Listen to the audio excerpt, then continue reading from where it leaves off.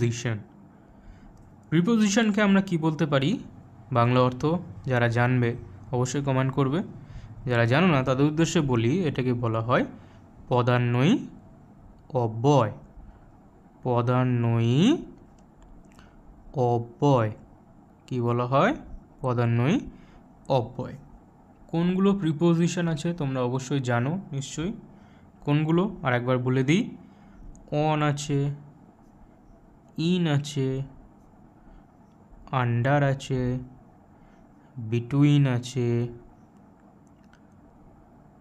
Above আছে, আবার over আছে, এরকম আরও অনেক প্রিপোজিশন আছে। তো কমন এইগুলো সম্পর্কে আমরা অনেকেই জানি, এগুলো খুব কমন, যেখানে প্রত্যেক জায়গায় আমরা ব্যবহার করি এবং খুব কমন শব্দ এগুলো। প্রত্যেকটার মানে আমরা জানি, অন মানে কি উপরে, ইন মানে মধ্যে, আন্ডার মানে নিচে, বিটুইন মানে দুটো জিনিসের মধ্যে বোঝায়, অ্যাবভ মানে অনেকটা উপরে, আর ওভার মানে কিছুটা উপরে।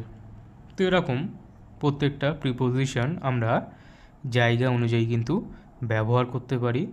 যেমন আমি লিখলাম উদাহরণ, the cat is sitting on the table.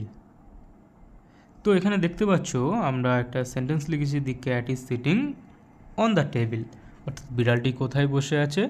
টেবিলের উপরে বসে আছে। অর্থাৎ নাউন কোথায় আছে সেটা হিসেবে আমরা ব্যবহার করতে পারি একটা প্রিপোজিশন, সেটা হচ্ছে অন। অন মানে হচ্ছে উপরে। উপরে বসে আছে কে? বিড়ালটি, দি ক্যাট। কার উপরে বসে আছে? টেবিলটার উপরে বসে আছে। তো আমরা দেখতে পাচ্ছি এখানে অনের ব্যবহারের মাধ্যমে আমরা প্রিপোজিশন ব্যবহার করেছি। এছাড়াও অনের আরও অনেক ব্যবহার আছে, সেগুলো প্রিপোজিশন ক্লাসে আমরা আলোচনা করব।